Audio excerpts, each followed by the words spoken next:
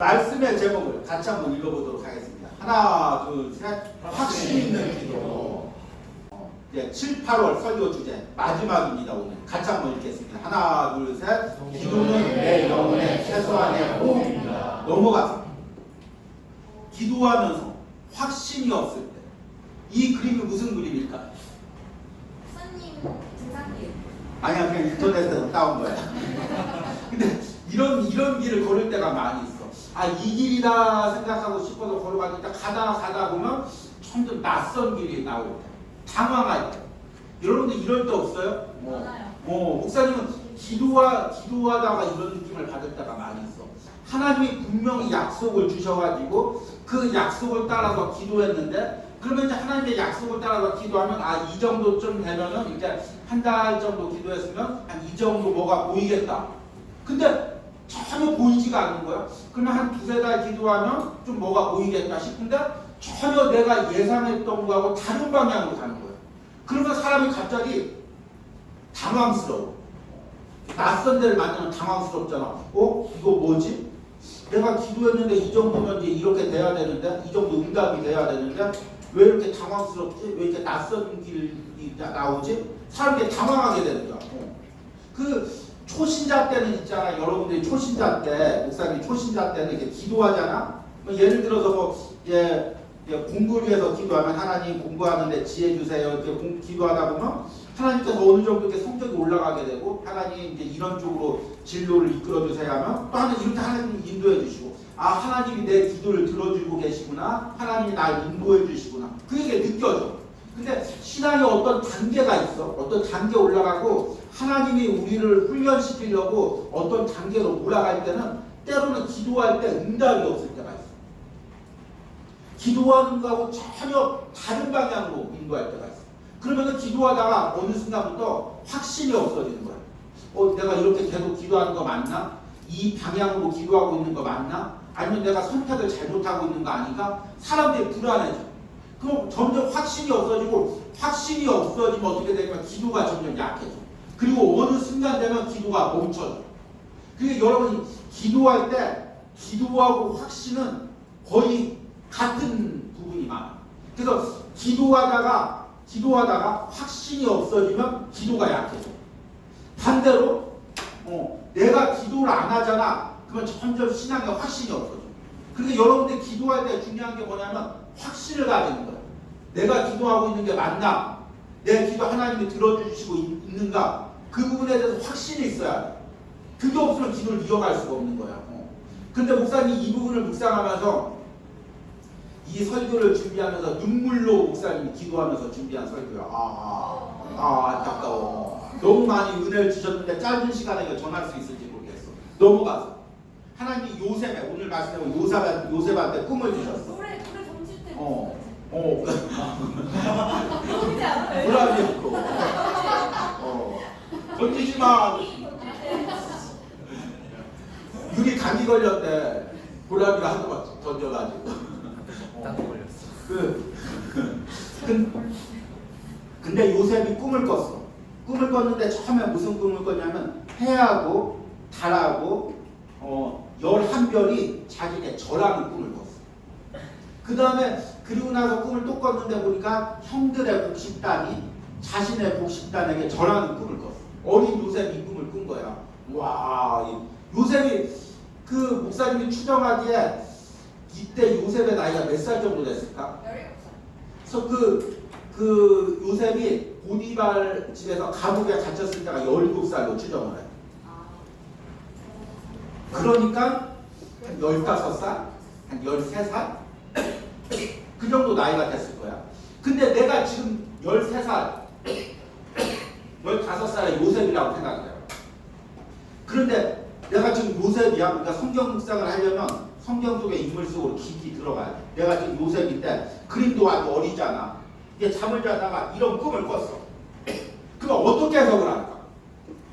하나님께서 이 가나안 땅에서 정말 아버지 집에서 형들보다 나를 더 축복하셔가지고, 그리고 지혜롭게 또 물질적으로 축복하셔서 정말 형들보다 더 뛰어나게 하시고, 어머니 아버지도 내 앞에서 정말 무릎 꿇고 다 이렇게 가나안 지역에서 축복해가지고 이 땅에서 축복해서 하나님께서 날 높이 쓰시려고 하는구나. 당연히 그렇게 생각하겠지, 그렇지? 그러겠잖아. 그런데 그 꿈을 잊고 오늘 이제 읽은 말씀 다음 장면 37장 그 전에 37장 24절에 보면 무슨 장면이 나오냐면 이 꿈 이야기가 바로 나온 다음 장면에 뭐가 나오냐면 형들이 보람이랑 상현이가 유리를 갖다가 내부에 빠뜨리는 그 장면이 나오는 거야. 근데 요셉 입장에서는 얼마나 당황스럽겠어. 집어 던지니까 누가 막 쫓아와가서 불먹이고 그러니까. 그런데 얼마나 당황스럽겠어. 분명히 꿈을 꿨잖아. 분명히 꿈을 꿨는데 형님의 달들과 아버지 어머니의 달들이 절하고 별과 달들이 절하고 11곡씩들이 자기 절하면서 요셉이 무슨 생각을 가지겠어? 하나님이 나 이제 축복하시는구나. 크게 쓰시는구나. 근데 그 다음날 하는데 바로 이어서 뭐가 벌어지냐면 웅덩이에 빠지는 일이 일어나는 거야. 요셉 우리는 이제 성경을 읽으면서 하나님이 요셉을 건져줄 걸 알지만 여기 대사들이 나와. 대사들이 뭐가 나오냐면 야, 그 옷을 확 찢어버려. 아니야, 피를 묻혀서 짐승한테 잡힌 것처럼 아버지한테 보여주자. 그리고 열 빠뜨려서 죽여버리자. 이런 말 하면서 이 어린 동생을 다 웅덩이에다 빠뜨려버리는 거야. 그 요셉의 입장에서는 야, 나 죽었구나. 그럼 꿈은 뭐지? 하나님이 왜 이런 꿈은 꾸게 했지? 나는 여기서 죽는데? 그런 생각을 했을 거 아니야. 그치? 그리고 나서 또 요셉이 그 다음 장면으로 넘어가서 어디로 가냐면 이제 애굽으로 팔려가. 애굽에 팔려간 요셉이 무슨 생각을 했을까? 목사님 같은 이런 생각을 했을 거야. 하나님이 꿈을 보여주셨는데 그 꿈 때문에 내가 웅덩이에 빠졌는데 애굽으로 팔려왔는데 그래도 이 애굽에서 내가 열심히 일하고 성실히 일하면 하나님께서 축복해 주셔서 정말 가나안 땅으로 금이 환영해가지고 또 이제 아버지 어머니가 절하고 형들이 나한테 절하는 그 꿈이 이루어지겠구나. 그렇게 생각하고 나름대로 열심히 일을 했을 거야 요셉이. 그런데 오히려 모함을 받아서 감옥에 갇히는 일이 발생. 그리고 이제 성경학자들은 요셉이 17세 감옥에 갇혀서 거의 30세까지 내 청춘을 여러분만 할 때 10몇 년을 감옥 속에서 사는 거야. 그러면 요셉이 그 웅덩이에 빠졌을 때, 애국으로 팔려갔을 때, 애국에서 종살이 했을 때, 모함당했을 때, 감옥에 갔을 때 어떤 기도를 했을까? 어떤 기도를 했을까? 하나님의 꿈이 있어. 하나님의 약속이 있어. 하나님이 축복해 주신다는 약속이 있어. 근데 그 약속이 있는데 방향이 어떻게 되냐면 점점 다른 방향으로 가는 거야. 하나님이 이 가나안 땅에서 날 축복해 주셔서 나를 부자로 삼으시고 형들을 나에게 경배하게 하고 그런데 웅덩이에 빠져? 그래도 돌아갈 수 있겠지? 애국으로 가? 그래도 돌아갈 수가 있겠지? 모함을 당했고 돌아갈 수 있을까? 근데 감옥에 갇혀. 1년, 2년, 3년, 10년을 갇혀. 그러면 요셉이 과연 무슨 기도를 했을까? 그 사이에. 분명히 하나님의 약속을 붙들고 기도했겠지 처음에는. 근데 점점 상황은 약속과는 점점 다른 방향으로 가. 그럼 요셉이 어떤 기도를 했을까?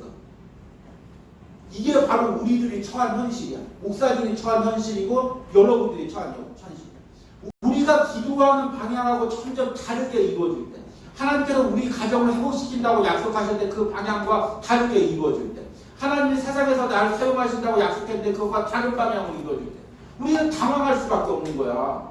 근데 넘어가서 오늘 목사님이 이 말씀을 준비하면서 좀 필립 얀시의 책을 좀 인용하려고 했는데 내용이 좀 길어가지고 그림으로 보여주게 됐어.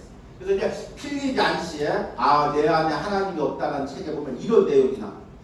그 필립 얀시가 등산을 굉장히 좋아하는 것 같아. 그래서 책 곳곳에 자기가 산을 올라갔던 경험들을 이야기를 하는 게 많이 있어. 그런데 산을 올라가다 보면 정상을 향해서 올라가는데 어느 순간에 암벽이 나오는 거야. 어느 순간에 절벽이 나오는 거야. 어느 순간에 골짜기가 나오는 거야. 이 길이 맞나? 이 길로 올라가면 정상이 나오나? 정말 이 길이 맞다고 하는데 이 길로 따라가면 정말 되는가? 의심스럽고 점점 당황하고 그렇게 해서 겨우겨우 정상에 올라가는 거야. 그래서 정상에 올라가서 자기가 올라왔던 그 모든 등산로를 보면 그래서 그때 이렇게 밑으로 내려갔구나. 그래서 절벽을 만났구나. 그때 그래서 바위에 올라갔구나. 정상 꼭대기에서 보면은 그 올라왔던 길이 다 보이면서 그 의심했던 모든 것들이 다 풀어진다는 거예요. 그런데 하나님의 약속도 그렇다는 거예요. 하나님이 우리에게 약속하셨을 때 그 약속의 초기 단계에서는 우리는 그 약속의 실체를 온전히 알 수가 없어요. 왜냐하면 하나님의 계획과 하나님의 비전은 우리가 생각하는 그릇이 틀리기 때문이야. 요셉은 생각했겠지. 하나님께서 형님의 단들이 절하고 해와 달과 별들이 절할 때 하나님께서 나를 부자로 만들어 주시는구나. 요셉이 아는 거라는 축복이라는 거 부자밖에 없으니까 자신이 봐왔던 거 가나안 땅에서 아버지가 거부이고 아버지가 종거늘이고 낙타와 나귀 거늘이고 그렇게 살았던 그 모습들밖에 못 봤으니까 그러니까 하나님께서 그 축복을 주셨더라. 당연히 가나안 땅에서 날 잘 살게 하려는구나. 형들이 나한테 경배하게 하려고 하는구나. 근데 하나님의 계획은 요셉이 생각했던 그 작은 꿈이 아니야. 하나님 어떤 계획을 가지고 있어? 하나님은 요셉을 들어서 애굽의 총리를 삼으시고 요셉을 통해서 모든 죽어가는 사람들 살리시고 요셉을 통해서 이스라엘 백성들을 이루시고 이스라엘 백성을 통해서 메시아가 나게 하시고 온 인류의 복음을 나가게 하는 복음을 전파하게 되는 하나님의 그 원대한 계획이 있는 거야. 근데 요셉이 그 하나님의 꿈을 봤을 때는 그 하나님의 계획을 어떻게 머리에 담을 수가 있겠어?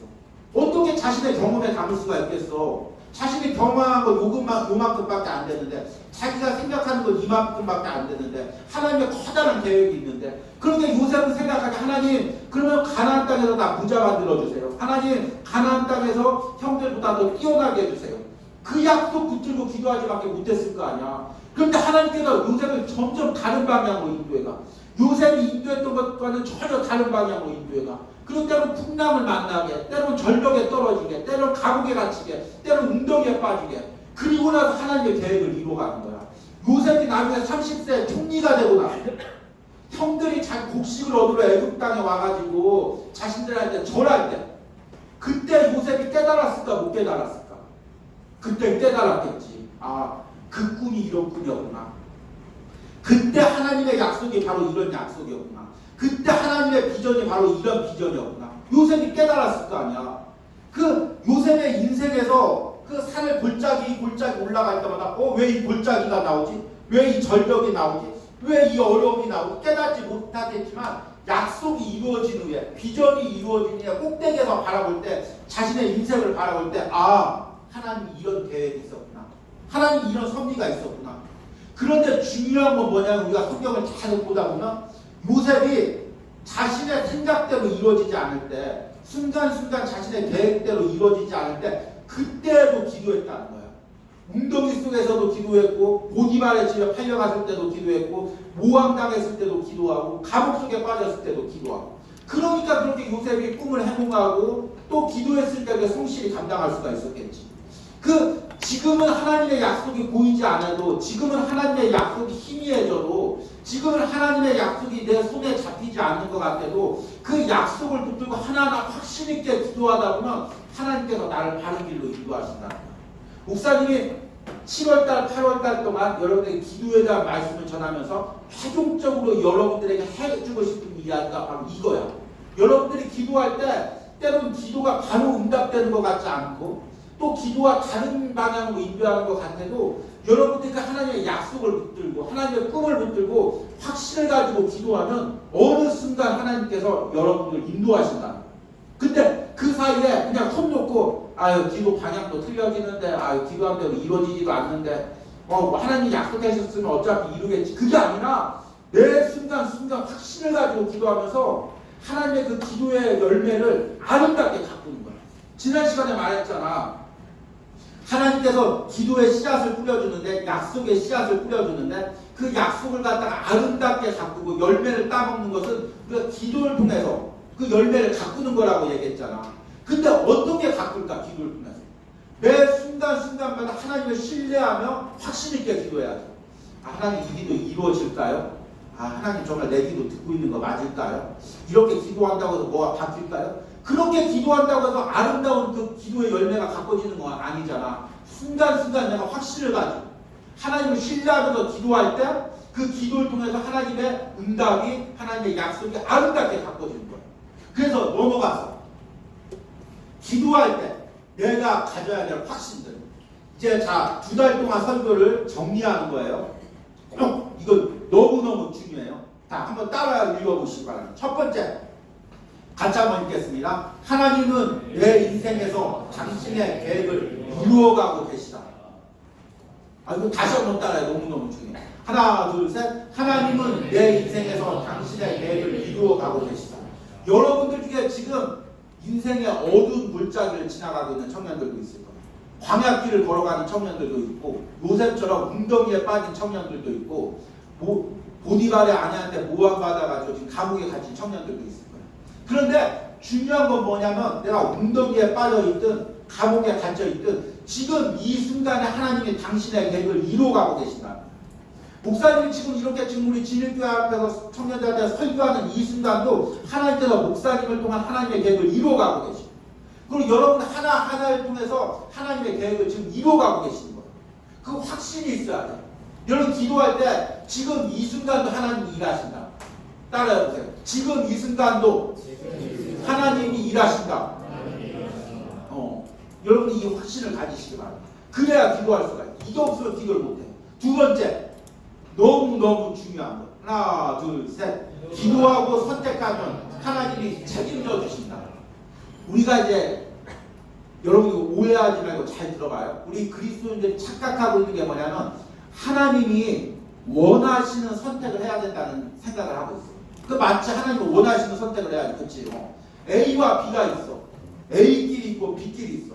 하나님이 원하시는 길이 어느 길일까? 항상 그걸 선택해야지. 그렇지? 그럼 하나님이 원하시는 길로 가야지. 그래서 우리는 항상 고민을 해. 어떤 게 하나님의 뜻일까? 이 직장을 가는 게 하나님의 뜻일까? 저 직장을 가는 게 하나님의 뜻일까? 이 대학교를 가는 게 하나님의 뜻일까? 저 대학교를 가는 게 하나님의 뜻일까? 조만이 같이 멋진 남자를 만나는 게 하나님의 뜻일까? 대석이처럼 센스 있는 남자를 만나는 게 하나님의 뜻일까? 둘 다 아닐까? 항상 고민을 해요. 어떤 게 하나님 뜻일까? 내가 잘못 선택하면 어떡하지? 하나님 뜻은 대성에 있는데 내가 조만이를 만나고 결혼하면 어떡하지? 그런 생각들을 할 수가 있어. 근데 중요한 건 뭐냐면 여러분, 그게 중요한 게 아니라 어떤 선택이 중요한 게 아니라 내가 그 선택을 할 때 기도를 하고 선택을 했느냐 안 하고 선택을 했느냐 그게 중요한 거예요. 물론 하나님의 바른 뜻을 찾는 것도 중요하지. 근데 우리 인간은 하나님의 바른 뜻을 항상 찾을 수 있는 게 아니야.